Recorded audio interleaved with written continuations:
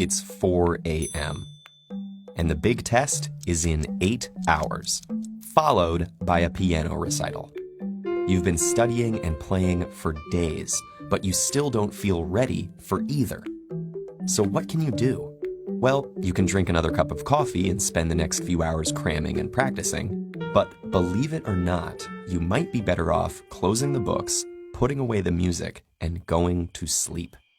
Sleep occupies nearly a third of our lives, but many of us give surprisingly little attention and care to it. This neglect is often the result of a major misunderstanding.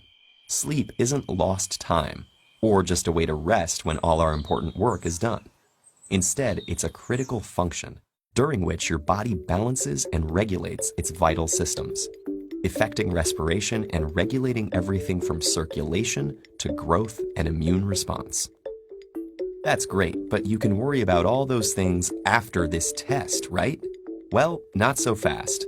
It turns out that sleep is also crucial for your brain, with a fifth of your body's circulatory blood being channeled to it as you drift off.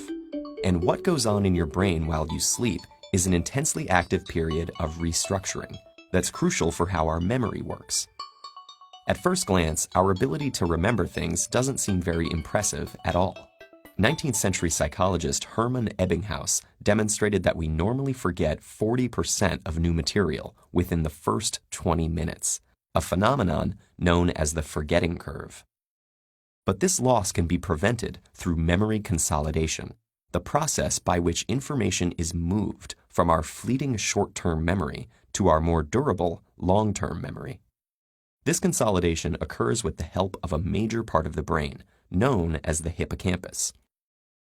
Its role in long-term memory formation was demonstrated in the 1950s by Brenda Milner in her research with a patient known as HM.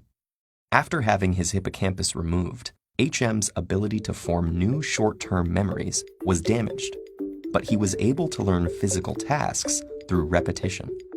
Due to the removal of his hippocampus, HM's ability to form long-term memories was also damaged. What this case revealed, among other things, was that the hippocampus was specifically involved in the consolidation of long-term declarative memory, such as the facts and concepts you need to remember for that test, rather than procedural memory, such as the finger movements you need to master for that recital.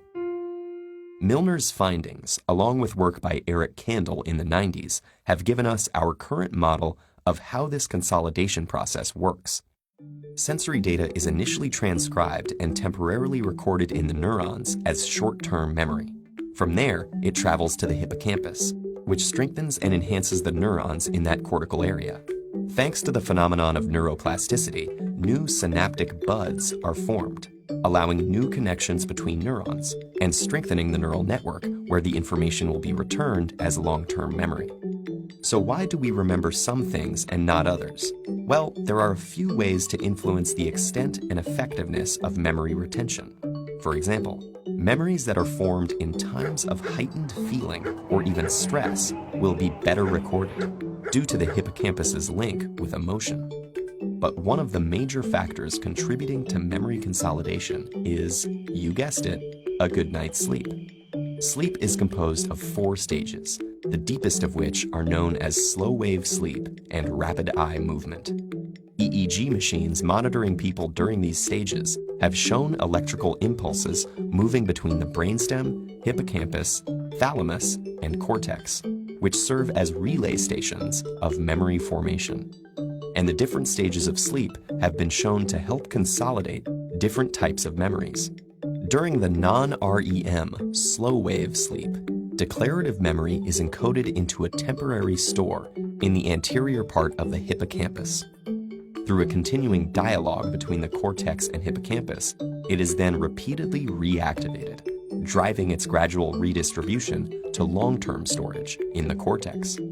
REM sleep, on the other hand, with its similarity to waking brain activity, is associated with the consolidation of procedural memory. So based on the studies, going to sleep 3 hours after memorizing your formulas and 1 hour after practicing your scales would be the most ideal. So hopefully you can see now that skimping on sleep not only harms your long-term health, but actually makes it less likely that you'll retain all that knowledge and practice from the previous night.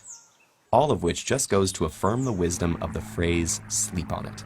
When you think about all the internal restructuring and forming of new connections that occurs while you slumber, you could even say that proper sleep will have you waking up every morning with a new and improved brain, ready to face the challenges ahead.